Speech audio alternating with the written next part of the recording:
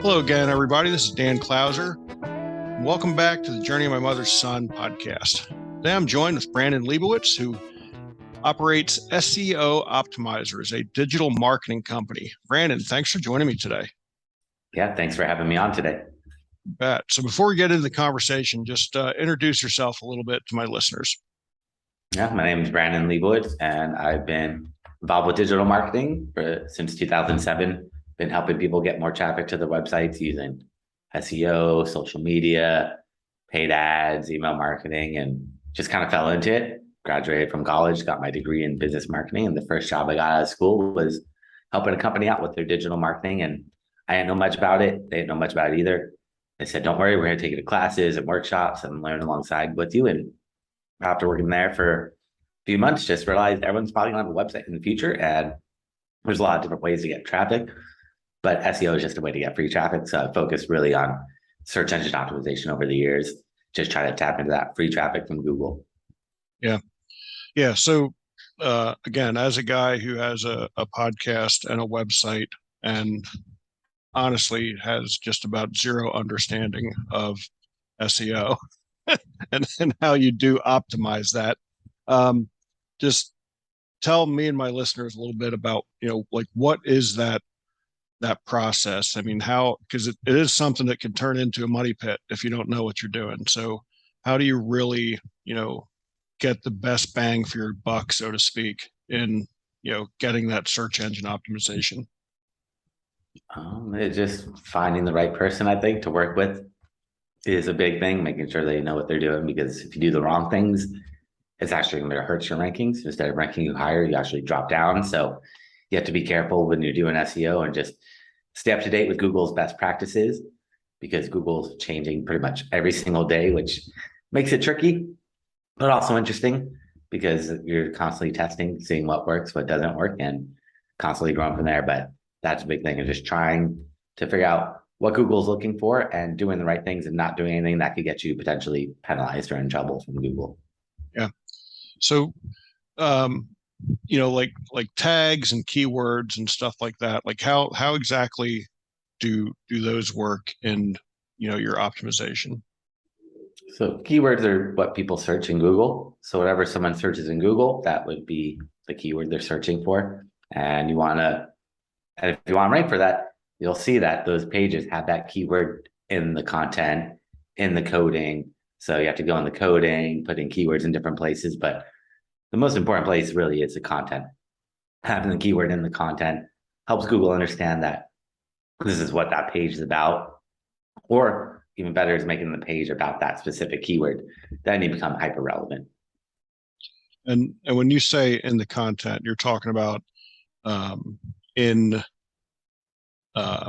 like a blog post or something like that, having the keyword actually in that. Is that what you mean by in the content?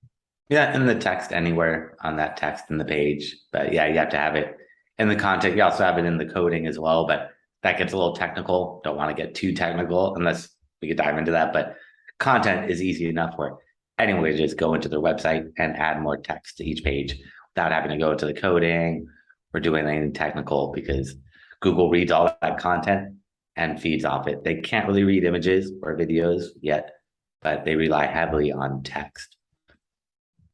And is there like a a sweet spot for number of words, like a minimum and a maximum number of words that really make you, um, get a lot of traffic driven to it? Yeah, there's a sweet spot, and that is really what your competition is doing, because it's not a one size fits all. Every business is different. Every website's going to be different. Like if someone's asking what's 2 + 2, you don't need to write 1,000 words about how to solve that math equation. I mean, maybe you could, but if someone's searching for like how to fix a flat tire, maybe you're going to write a couple hundred words or a little bit more. So what matters is who's on that first page of Google, how much content does everyone else have, and how can I do a better job of writing that content? So what you should do is just search in Google for your keywords, see who's on that first page of Google, skip over the ads. Ads don't matter. We're not looking at the ads, but look at the organic, the free listings, the ones that are right there via SEO. Open up all those websites and look at how much content they have. and kind of average it out. If everyone's writing 2,000 words, you should probably write 2,100 words. If everyone's writing 50 words, write 75 words, because you want to maybe do a little bit more than everyone else. But kind of look at the average, because that's what's going to tell you what Google's looking for, because it's not a one size fits all. I mean, people usually say on average about 400 words, but that's just on average. Some websites need 10,000 words. Some websites need 20 words. So it's just a big range of just spying on the competitors, because we're not trying to beat Google. We're just trying to figure out those 10 websites on that first page of Google, what they've done. Right.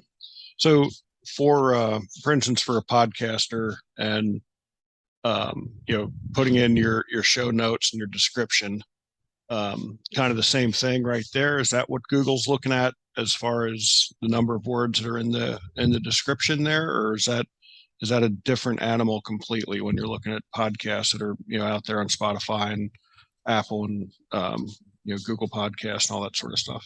Oh no, if you're transcribing a video and the video, if it's 5 minutes, then it's only maybe a couple hundred words. But if it's a 30-minute video or an hour-long video, it could be tens of thousands of words. But you also might want to summarize it at that point, because it gets a little long, and you could timestamp, make chapters out of it, table of contents, things to make it a little bit easier. But if it's a short one, you could do the whole thing. But it just comes down to that length. But the more you put in, or the more you give to them, the search engines, the easier you're making their life, which makes it easier for them to rank you for the right keywords. That's the main thing. Is you could upload a video to YouTube. They'll try to transcribe it, give you subtitles, but it's not perfect. Yet you'll see there's a lot of errors. You still have to go in and fix it. So they can't really understand videos yet. They're getting closer, and probably soon they'll be at that point. But still, the more you spoon feed and help them out, the more they're going to reward you. Yeah. And how do hashtags come into play in this whole sea of search engine optimization?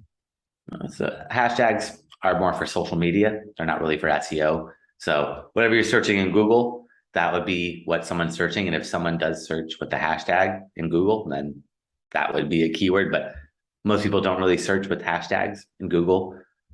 That's more for social media. I mean, some people might. I'm sure there's people that use hashtags when they're searching in Google, but the majority of the people just put regular keywords in there. But hashtags are really for like Twitter, Instagram, well, pretty much every social media platform has enabled them. But the more important ones are really Instagram and Twitter. They're the ones that really pushed it, created it, and really you get a lot of traction from it. It still works on like YouTube, Facebook, Pinterest, all these other ones, but they kind of joined late in the game for the hashtag. So not as many people use it, but it still helps you get more visibility and more eyeballs on your content. Right. Interesting. So you said you started this in 2007. So you're about 15 years into this. I mean, technology is changing on a daily basis. So, what do you do to just keep up with it all? Because I mean, I can't even imagine the difference just between 2007 when you first got into it to 2022 now. It's got like you can't sit still. So how do you keep up with everything that's going on?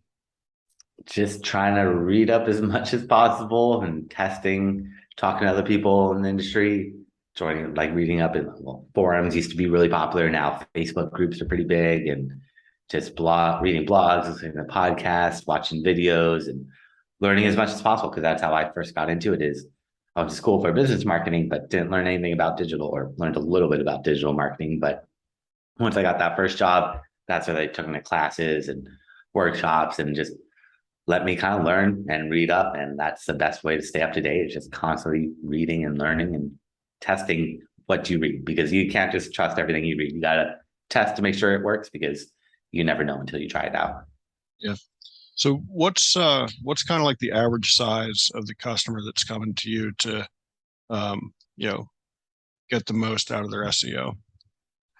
I would say it ranges, it varies. It's not really any one specific size. Usually help small, medium-sized businesses, but I've helped tons of corporations, Fortune 500 companies, and kind of everything in between, service-based businesses, e-commerce, helped out musicians, actors. So kind of done all different industries. And as long as you have a viable product or a website that has keywords that are not hyper competitive, like if you're just selling t-shirts, it's gonna be really tough to rank on Google because you're competing against like Amazon and Walmart, Costco, Target. And these are big corporations. And if you're a big corporation, then yeah, I could help you out. But if you're just like a small mom and pop shop, it's gonna be tough. And that's where I was just trying to figure out what is or what are you offering and how can we get you in front of the right people for the right keywords that aren't just very, very competitive.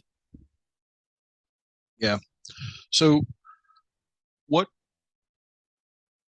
what is it that, like where do you kind of see the future of all this digital marketing headed towards at this point?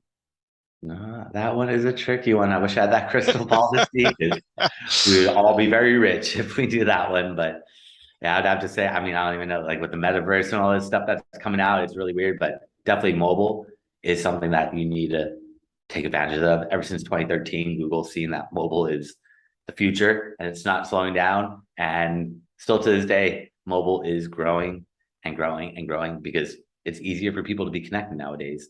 In the past, you needed a computer or a desktop, laptop, and those are kind of expensive. Whereas cell phones, people are just throwing away phones where you can get an iPhone 5 for free, probably pretty much. And then you're able to connect. And that's really brought the world to be able to connect online and not just be so differentiated where you needed a computer or a physical computer there. Now it's grab that phone and you can just go anywhere. So making sure your website looks good on mobile, it loads quickly on mobile, it's easy to navigate.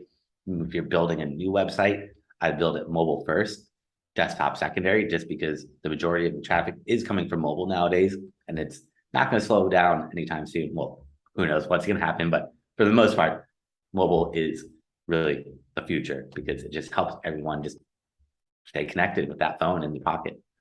Yeah. When you say the majority is mobile, what are you talking like 60/40, 70/30? Like how much of that majority is going mobile nowadays?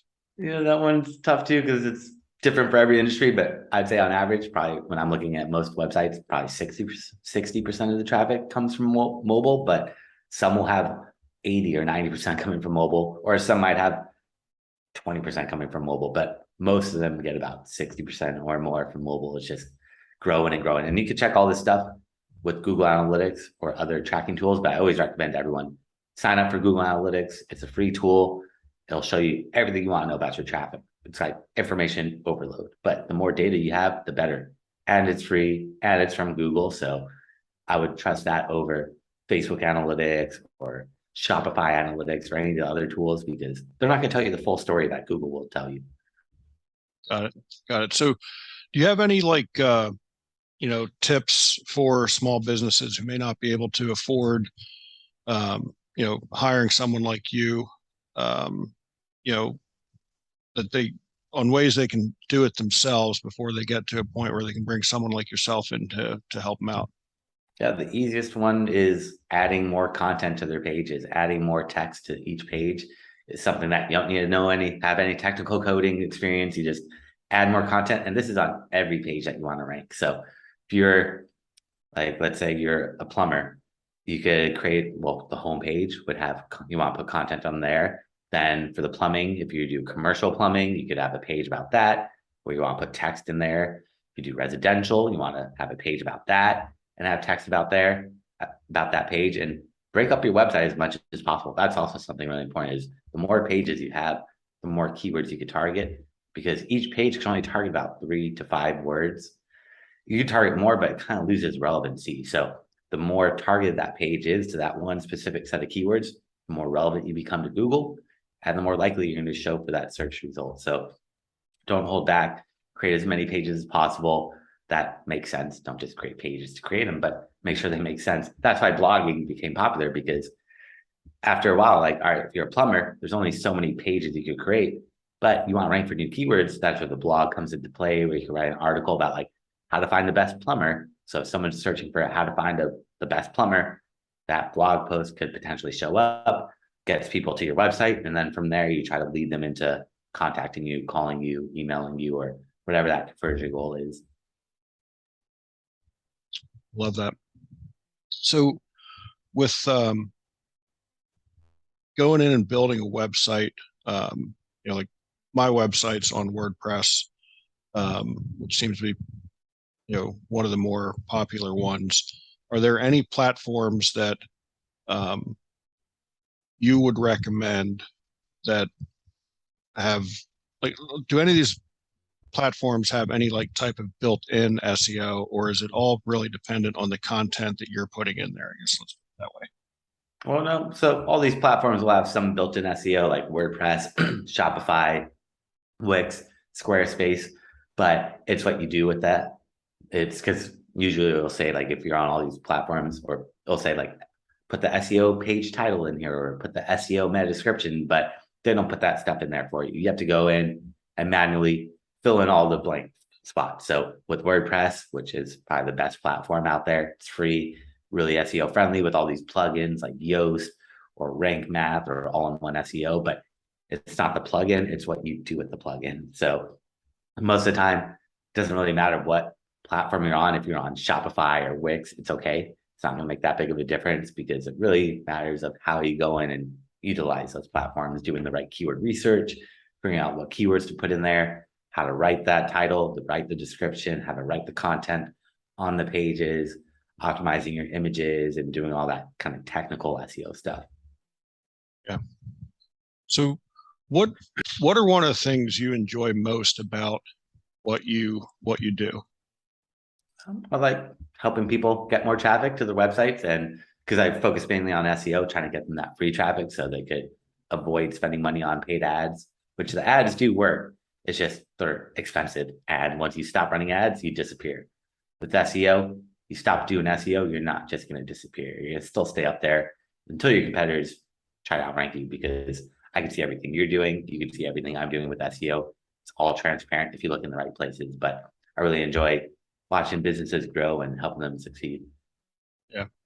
And again, I mean, we are living in a digital age, and becoming more and more digital every day. So, I guess if SEO is something you're, how detrimental is it to a business to not have some sort of, digital footprint in today's day and age?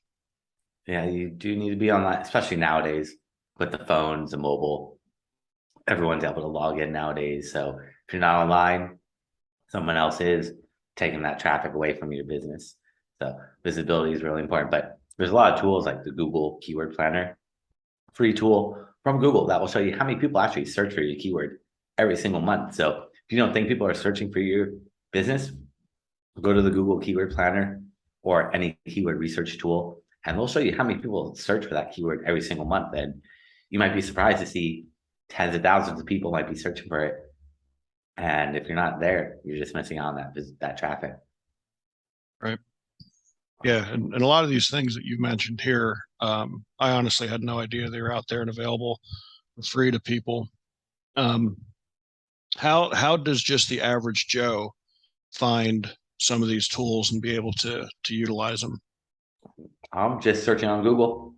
You'll find the Google Keyword Planner is there for free. It's from Google. I would trust it more than any of these other paid tools because it's from Google. But most of these tools, well, some of them you have to pay for it, but there's a lot of free tools out there. It's just knowing where to find them. And I do have a list on my website. If they go to my website, somewhere on there, I have a list of all the free tool, or like 60 free tools that I use for SEO. So, but there's tons of resources out there that can help out with that. Yeah. It's I said it's definitely a squirrel hole that you can end up going down and get lost in if you don't know what you're doing for sure. So Yeah. how big is your company? How many people you got working for you? Is it just you? And you know where you mentioned about your website. So tell my listeners, where can they find you and get some of these resources, and how they would actually be able to engage you if they want to hire you for your services. Yeah, no, right now it's just me and a small team of writers that helps me out, because with SEO, it's a lot of content, as you can probably see from this whole conversation. Lots of text, lots of content, writing articles, press releases, blogs, transcribing videos, all that stuff. So that's a big part of it. But if anyone wants to get hold of me, I create a special gift for them on my website. If they go to SEOoptimizers.com, that's SEOoptimizers.com /gift. And they can find that there along with my contact information. And I've done a bunch of other classes. They can find them up there for free. And also, if they have a website, happy to check it out and give them a free website analysis and let them know what's working and what's not working from an SEO point of view. And they can book some time on my calendar there as well. And also, somewhere on my website, I had a blog post about 60 free tools that I use for SEO. So I can try to find that and give you the link for that if you want to put that in the resources. Yeah, absolutely. I'll put all that in the show notes for sure. So, Brandon, anything else that you want to cover that we didn't cover in the conversation? I think that covers the most of the majority of it. But with SEO and digital, I always tell people just be patient. It does take time. It's not immediate, unfortunately. So a lot of people get discouraged if they don't see those results right away. It does take time. So if you keep working at it and working at it and building it up, you'll see that traction. But don't get discouraged if you don't see any traction right away, or even within the first few months. It does fortunately take some time. So it's more of a long-term strategy. But once you get up there, you'll see that traffic start coming in. Yeah, and when you say that, are you talking about a year, 2 years, or beyond that? And again, I know it's kind of a moving target to an extent, but if somebody who's just builds their website today and really dives into SEO, what type of long haul do you think they're into? Yeah, if it's a brand new website, 6 months minimum, at least, if not more, unless it's a very, very low competition keyword, where if there's no competition, easy to get up there. But most of the time, especially nowadays, most keywords have a decent amount of competitiveness. So it does take, unfortunately, about 6 months or more. So, Brandon, as you know, the subtitle of my podcast is Many Little People in Many Little Places. So I always ask all my guests the same final question. The subtitle comes from the opening lyrics of a Michael Franti song, which go, in many little people in many little places, do many little things, then the whole world changes. So what's one of the little things that Brandon does on a daily basis to make the world a little bit better place? Yeah, no, love Michael Franti. It's a good lyric right there. And yeah, it's just trying to give back as much as possible and spread positivity if I can and be nice to other people and just try to keep a positive outlook and be genuine and just help other people if possible. If someone needs any help, and just try to spread that good karma around. Love that. Love that. Brandon, I really appreciate you taking the time to have the conversation again. I think this is something that most people don't understand. So I'm glad to be able to have a resource on the show where they can reach out and try to get a better understanding of how it all works. I know a lot of people, especially in my generation, the older generation, 50 plus, we get totally lost in the woods when you start talking about SEO and that sort of stuff. So I'm really happy that I could have you on the show and clear some of that up, and hopefully some of my listeners reach out to you and get some of those free resources and really look at what you're doing and see how you can help them out. So really do appreciate having you on the show. And for my listeners, be sure to check out my other podcasts and blogs at journeymymotherson.com or danclouser.com. Be sure to hop on there and pick up a copy of my most recent book, The Journey of My Mother's Son, Volume 1. Brandon, once again, appreciate you having on the show. It's a great conversation. Yeah, thanks for having me on today. You bet.